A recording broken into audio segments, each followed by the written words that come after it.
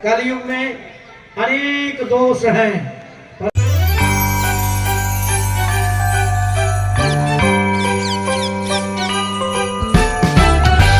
Thanks भगत। यदि आप पहली बार हैं मेरे चैनल पर तो चैनल को अवश्य ही सब्सक्राइब करिएगा। एक गुण है क्या?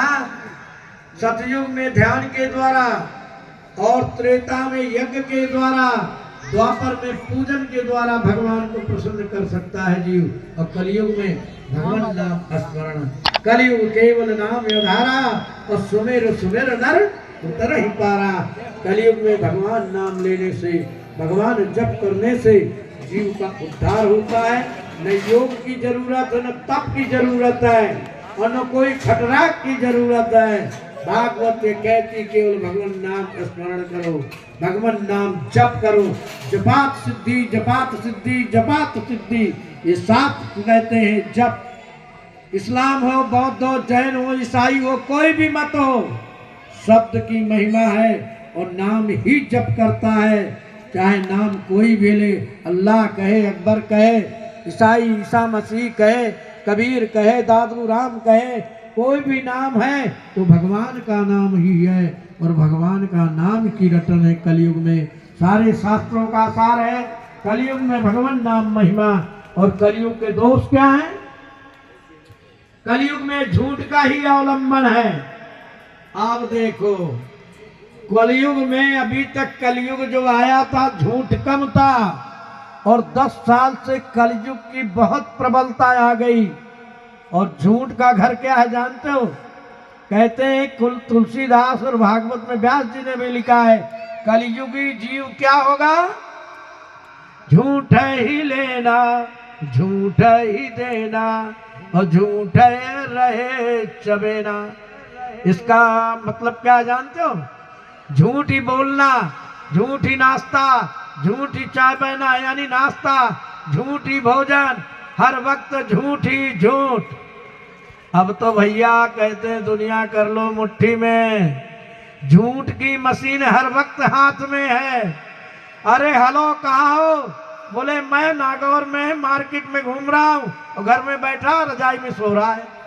हमने कईयों को पकड़ा हमसे जब बात करें, बाप जी मैं यहाँ हूँ अभी, और मैंने कहा तेरी आवाज कहती तू रजाई के अंदर है, वो आवाज से पता लग जाता है। अरे बाप जी मैं रास्ते में आ रहा हूँ, वो भी घर से चला नहीं, और कहेगा मैं रास्ते में आ रहा हूँ। ये मोबाइल झूठ की मशीन, यानी कलयुग में पहले ही बताया गया सारा काम झूठ का, और झूठ की मशीन आ गई भैया, झूठा ही बोलता है। तो इस प्रकार कलयुग में और क्या होगा? लोग हवन करना, भजन करना आदि भूल जाएंगे, ऐसा आएगा। अभी तो बहुत है। तो उस समय क्या होगा कलयुग में?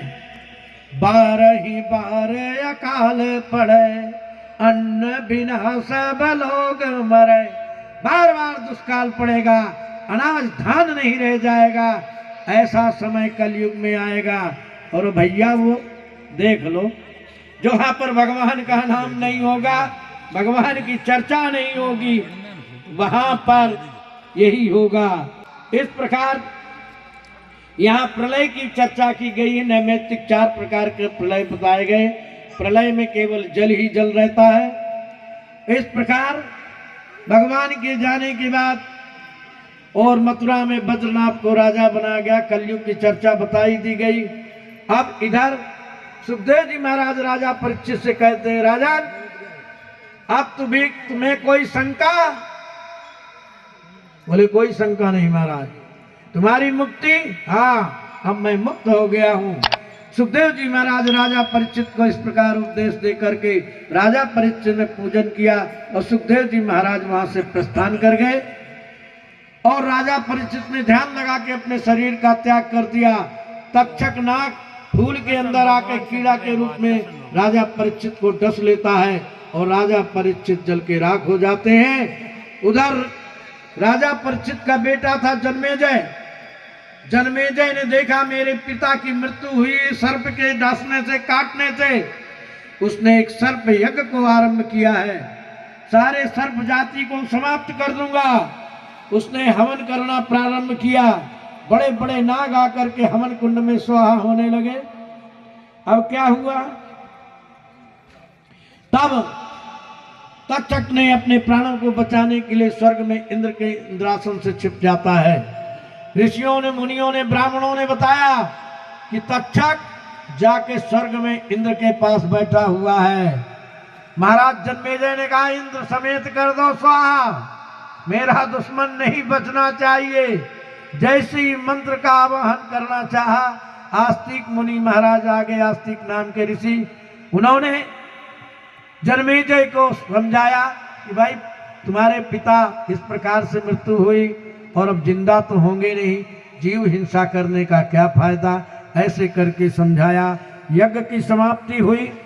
अब सुखदेव जी महाराज राजा परीक्षित से चले गए। यहाँ नैमिषारण्य में सूत जी आज सौनकादिकों से कह रहे हैं, हे सौनकादिकों, इस प्रकार महाराज मार्कंडे जी की चर्चा आती। मार्कंडे ऋषि थे, उन्होंने भगवान शंकर को तपस्या करके प्रलय का नैमित्तिक काल्पिक प्रलय को दर्शन किया था। उस प्रलय में बाल मुकुंद भगवान का मार्कंडे जी ने दर्शन किया। भगवान शंकर के वरदान से मार्कंडे जी अमर हो गए थे। प्रलय में भी वो नष्ट हुए नहीं। नैमित्तिक प्रलय को उन्होंने देखा। उसी प्रलय में भगवान का रूप का दर्शन हुआ। वो रूप कैसा है, करारविंदेन पदारविंदम मुखारविंदे विनिवेशयंतम वटस्थ पत्रस्थ पुटे शयानम बालम मुकुंदम मनसा अस्मरम। बड़ वृक्ष के पत्ते के ऊपर छोटे से बाल मुकुंद भगवान अपने अंगूठे को मुख में डाले हुए हैं और हंस रहे हैं। और इस प्रकार मार्कंडे जी ने प्रलय में भगवान के दर्शन किए। फिर भगवान शंकर से उन्होंने वरदान प्राप्त किया कि हे प्रभु, अब मुझे भक्ति चाहिए और कुछ नहीं चाहिए।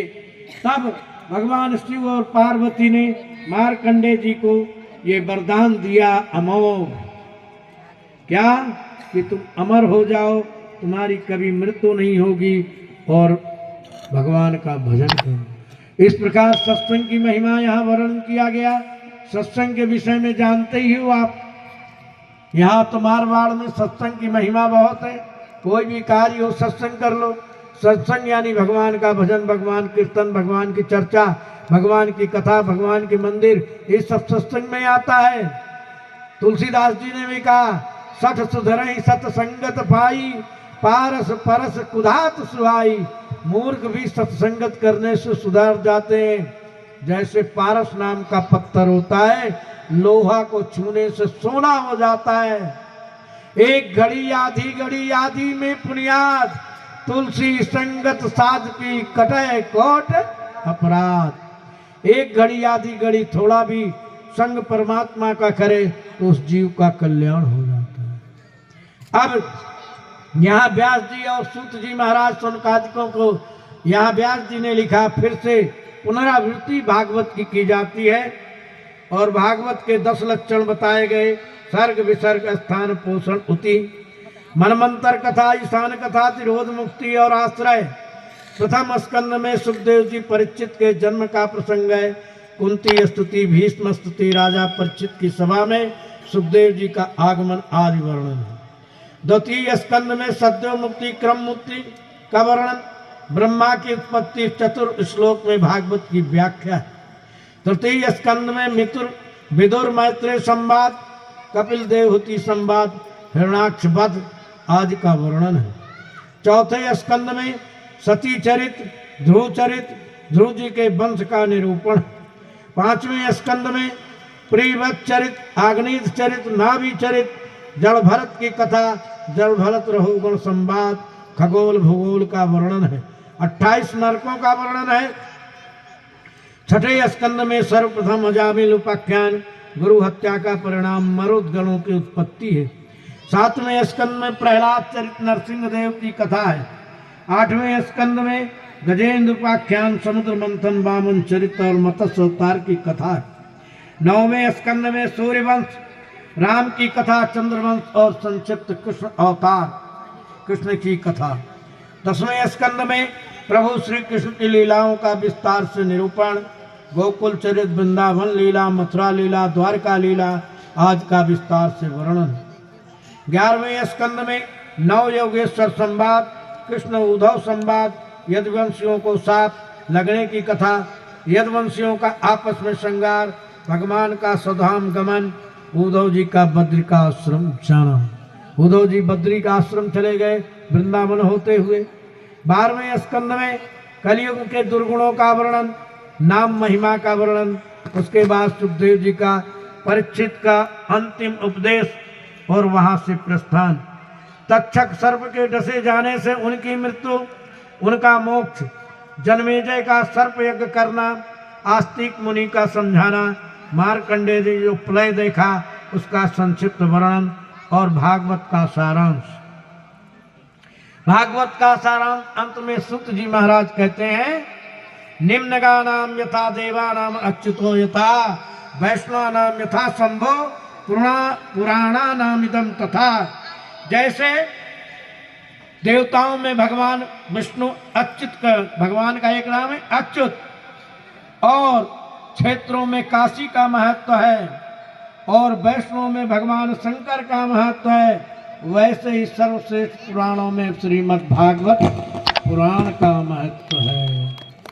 इस श्रीमद् भागवत महापुराण में 335 अध्याय है, 12 स्कंद है, 18,000 श्लोक बताए गए, इसकी महिमा यहाँ बताई गई।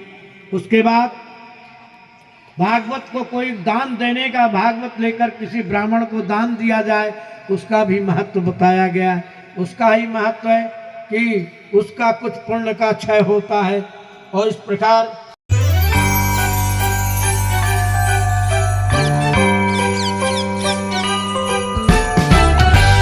थैंक्स भगत। यदि आप पहली बार हैं मेरे चैनल पर तो चैनल को अवश्य ही सब्सक्राइब करिएगा